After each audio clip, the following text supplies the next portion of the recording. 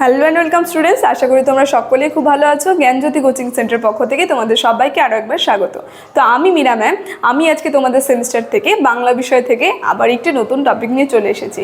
আজকে আমি যে টপিকটি নিয়ে আলোচনা করব, দেখো সেটা আমি বোর্ডে লিখে দিয়েছি। তোমাদের বাংলা বিষয় থেকে রামনারায়ণ, একজন বিখ্যাত নাট্যকার রামনারায়ণ তর্করত্নে রচিত একটি বিখ্যাত নাটক, ঠিক আছে। দেখো নাটকটির নাম হচ্ছে কুলীন কুল সর্বস্ব। এই নাটকটি নিয়ে কিন্তু আজকে আমি বিস্তারিতভাবে আলোচনা করার চেষ্টা করব, ঠিক আছে। তো আলোচনাটি শুরু করার পূর্বে তোমাদের ছোট্ট করে একটা ইনফরমেশন দিয়ে দিই। দেখো বোর্ডের কর্নারে তোমরা দুটো নাম্বার দেখতে পাচ্ছ, এটা হচ্ছে আমাদের Gyanjyoti coaching centre official helpline number. এখানে কিন্তু তোমাদের অনলাইনে ক্লাস করানো হয়, তার সঙ্গে তোমাদের নোটস দেওয়া হয়। তো তোমরা যারা যারা আমাদের সঙ্গে অনলাইন ক্লাসে যুক্ত হতে যাচ্ছ কিংবা আমাদের থেকে নোটস পেতে যাচ্ছ, তারা এই উপরে দেওয়া নাম্বার দুটির সঙ্গে যোগাযোগ করে কিন্তু আমাদের সঙ্গে যুক্ত হয়ে যেতে পারবে, ঠিক আছে। তাহলে আমি এবার আলোচনাটি শুরু করছি।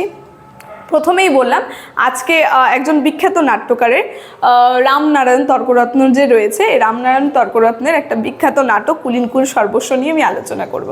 কুলীন কুল সর্বস্ব যে নাটকটা, সেটা নিয়ে আলোচনা করব।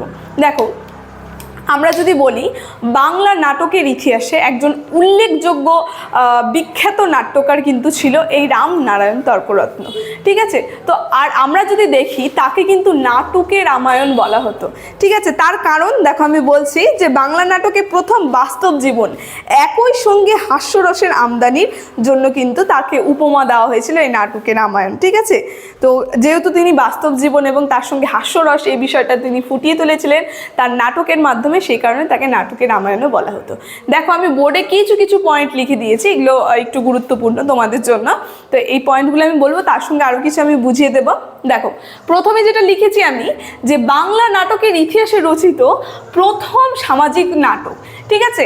এই যে কুলীন কুল সর্বস্ব নাটকটা যে রয়েছে, এটা হচ্ছে বাংলা নাটকের ইতিহাসে রচিত প্রথম সামাজিক নাটক কিন্তু এই কুলীন কুল সর্বস্ব। দেখো, প্রথমটা আমি বললাম। তারপরে যদি বলি, এই যে কুলীন কুল সর্বস্ব নাটকটা যে আছে, এই নাটকটা কোন বিষয়কে কেন্দ্র করে আর কি নাটকটা রচিত হয়েছিল, দেখো সেটাও আমি লিখেছি এখানে। এই যে কৌলিন্য প্রথা যে রয়েছে, এই কৌলিন্য প্রথার বিস্ময় ফলকে কেন্দ্র করে, কৌলিন্য প্রথার যে খারাপ দিকটা, ঠিক আছে, বিস্ময় যে একটা ফল, মানে খারাপ ফলটা, সেই ফলটাকে কেন্দ্র করে কিন্তু এই নাটকটা রচিত হয়েছিল, ঠিক আছে। তো এখন এই নাটকটা সম্পর্কে আমরা কিছু জেনে নিই, যে নাটকের বিষয়বস্তুটা কী ছিল। এই কৌলিন্য কুল, তো রামনারায়ণ তর্করত্নে যদি এই কুলীন কুল সর্বস্ব নাটকটা যদি আমরা দেখি, এই কৌলিন্য প্রথা যে আছে, এই প্রথা বিস্ময় যে মানে আর কি খারাপ দিকটা, সেই দিকটাকে তুলে ধরেছিল কিন্তু এই নাটকটার মধ্যে।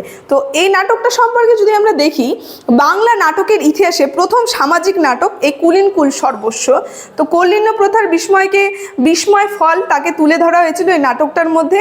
সেদিক থেকে কুলীন কুল সর্বস্ব নাটককে উদ্দেশ্যমূলক নাটকও কিন্তু বলা হয়। মানে এই নাটকের একটা উদ্দেশ্য রয়েছে, ঠিক আছে। এই যে কৌলিন্য প্রথা যে আছে, এই বিষয়ে যে খারাপ দিকটা এটা তুলে ধরা হয়েছিল সমাজকে জানানোর জন্য, এটাকে একটা সেই কারণে উদ্দেশ্যকর নাটকও কিন্তু বলা হয়।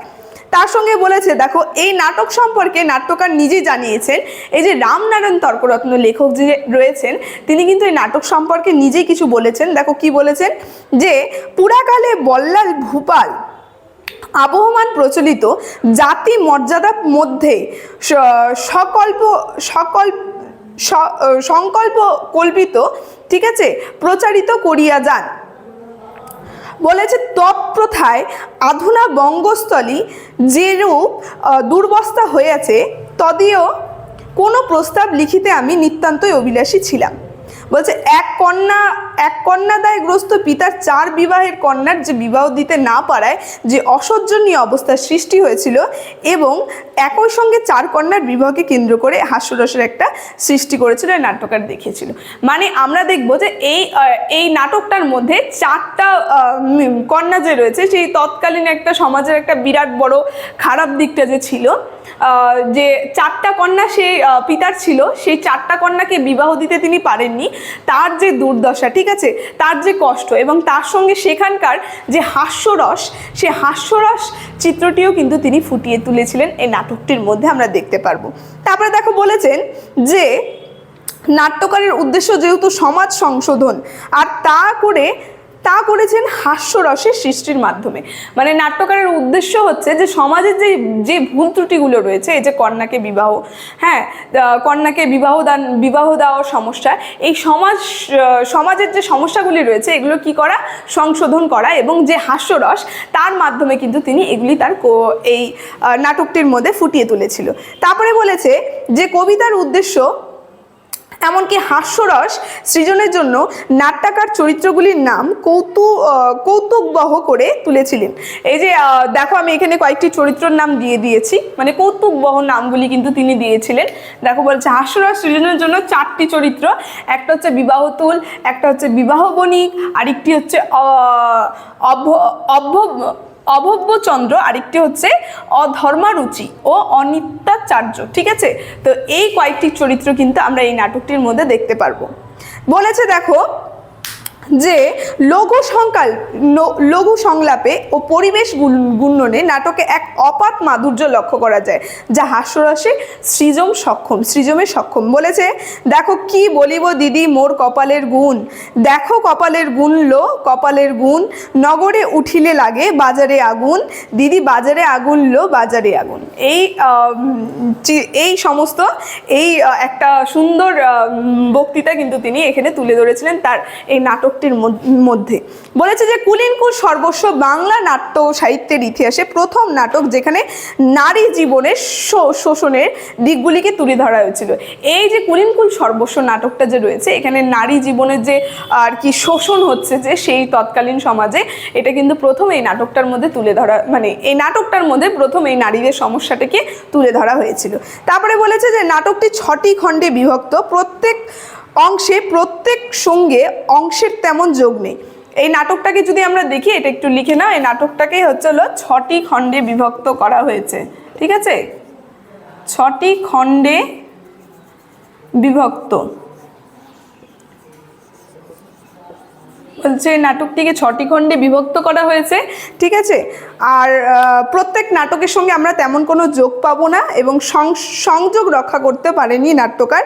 ভাষ্য হয়ে উঠেছে কাব্যগ্রন্থি আর উপমা অনুপ্রাসের বহুল প্রয়োগ লক্ষ্য করা যায়। বলেছে বসন্ত অশান্ত বড় দুরন্ত নিত্যান্ত, বিরহী বোধিতে বুঝি হইল কৃত্তান্ত, ত্রুটিল বিরহী মন বকুল, জুটিল মধুপা বলি হইয়া ব্যাকুল। এইটাই একটা হচ্ছে এই নাটকটার একটা অংশ কিন্তু তুলে ধরেছে এর মধ্যে দিয়ে। ঠিক আছে, এর মধ্যে দিয়ে তুলে ধরেছে এটা। দেখো এই যে রামনারায়ণ তর্করত্ন যে কবি রয়েছে, তার এই যে কুলিনকুল সর্বস্ব যে নাটকটা রয়েছে, নাটকটার মধ্যে আমরা মেন বিষয় যেটা দেখলাম, 4টা কন্যার যে বিবাহ, সেই তৎকালীন একটা বিরাট বড় সামাজিক সমস্যা ছিল, যেটা 4টা কন্যাকে তিনি বিবাহ দিতে পারেননি, এবং তার যে সমস্যা, সেই সমাজকে তিনি সংশোধন করতে চেয়েছিলেন এই নাটকটি রচনার মধ্যে দিয়ে। ঠিক আছে, তো আজকে এই কুলিনকুল সর্বস্ব নাটকটা সম্পর্কে আলোচনা কিন্তু আমার এতটুকুনি ছিল। আলোচনাটি আমি এখানেই শেষ করছি। আশা করি তোমাদের কিছু হলেও বোঝাতে পারলাম। ভিডিওটি যদি তোমাদের ভালো লেগে থাকে অবশ্যই like, comment, share and subscribe করে দেবে। Thank you.